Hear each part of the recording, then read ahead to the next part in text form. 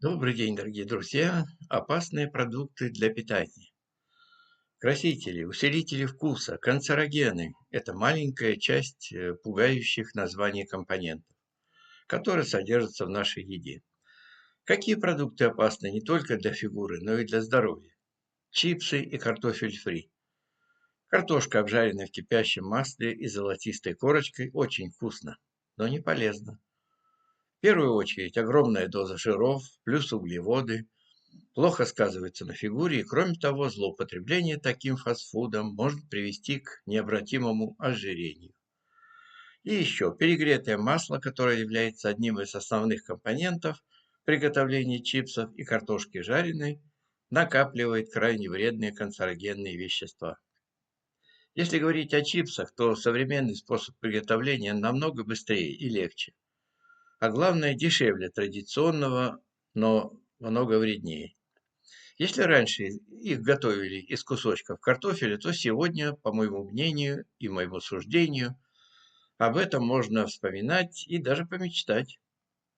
Состав чипсов нового поколения: крахмал, мука, плюс букет пищевых добавок и усилителей вкуса. Колбаса. Первое. Мало колбасы из настоящего мяса, предполагаю я. На замену ей пришли, надо сказать, очень качественные и часто чертовски вкусные изделия. Главная проблема, по моему мнению, заключается в большом количестве жира, содержащегося в колбасах и сосисках, потому как даже натуральная колбаса состоит по большому счету из сала. Субпродукты, мясные остатки, плюс сои, и, конечно же, консерванты, стабилизаторы, загустители, эмульгаторы, антиокислители, пищевые красители, ароматизаторы. Ну вот примерно такой состав некоторых колбас, аккуратно скажем, недобросовестных производителей, независимо от сорта. Лапша быстрого приготовления. Ходовое блюдо студентов. Конечно, заверение, что к лапше в пластиковом стаканчике обнаружатся креветки, курица, бекон, на деле часто, независимо от описания, упаковки недобросовестного производителя, реальных продуктов внутри, скорее всего, не будет. Зато, предполагаю я, будет коктейль из консервантов, загустителей, стабилизаторов, пищевых красителей, усилителей вкуса. Майонез и кетчуп. Два этих соуса пользуются в нашей стране особой популярностью. Кажется, кетчуп и майонез мы добавляем, наверное, в каждое блюдо. И тем самым наносим вред организму. Кетчуп, который в изобилии продается в любом супермаркете, является не только источником вредных стабилизаторов, эмульгаторов, консервантов, но еще и содержит большое количество красителей и, главное, сахара. Что касается майонеза, то он состоит из трансжиров. Это искусственно созданные жиры, способствуют развитию сахарного диабета, ухудшают работу иммунитета.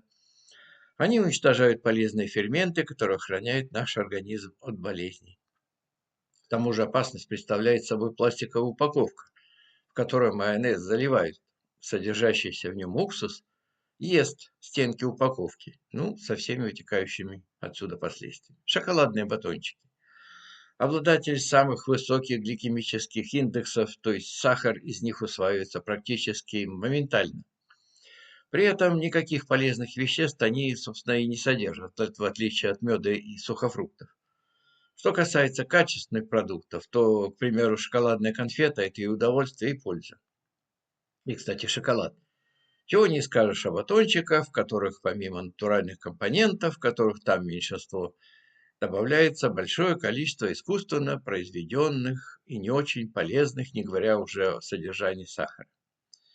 Для примера, суточная норма сахара для человека где-то 50 грамм, один шоколадный батончик покрывает ее с лихвой. Попкорн.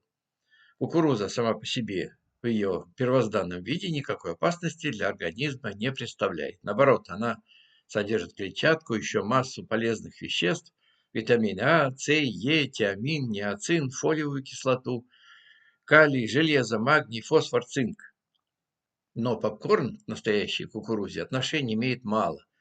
Полезные вещества задавливают соль, карамелизаторы, масло и усилители вкуса. Доза соли в одной порции попкорна одерживает победу над теми же чипсами или картошкой фри, а между тем большое количество соли никому не приносило пользы, а наоборот, грозит повышением артериального давления и нарушением работы почек, как минимум. Обезжиренные продукты. Ну, так они же обезжиренные, скажете вы. Торты, пирожные, йогурты и прочее. Спасение для худеющих. Но подождите, все не так просто. Все дело в том, что понижение содержания жира компенсируется повышением доли углеводов, крахмалов, сахаров и сахарозаменителей. Выходит, что употребление якобы обезжиренных продуктов способствует ожирению больше, нежели полноценный десерт. К тому же искусственное понижение жира в таких продуктах уничтожает витамины и полезные вещества, которые нам так необходимы. На сегодня это все. Оставайтесь с нами и, как всегда, все будет хорошо.